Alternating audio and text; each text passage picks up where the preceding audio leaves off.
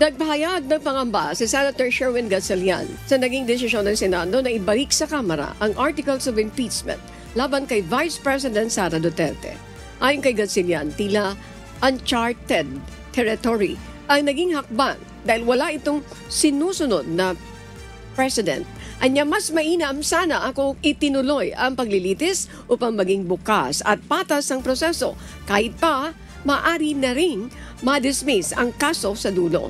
Inalmahan din ni si Senator Coco Pimentel ang anyay. Very disappointing na hakbang ng Senado. Giit niya, walang konsepto ng return to sender sa korte at nagbabala na posibleng mauwi ito sa legal na kaso dahil sa ambiguous na motion. Walang konseptong return to sender sa mga legal proceedings. Sa postal office meron, pero sa legal proceedings sa korte walang ganun. Kaya nga, inulit ko kanina, bakit ba namin pinipilit na dismissal, remand, return, or any other synonym na nagbibigay ng mental picture na meron kami sinasauli or binibitawan ng Senado ang impeachment case. That is the problem. Pero gustong-gusto nila eh. So sila na magpaliwanag niya sa taong bayan.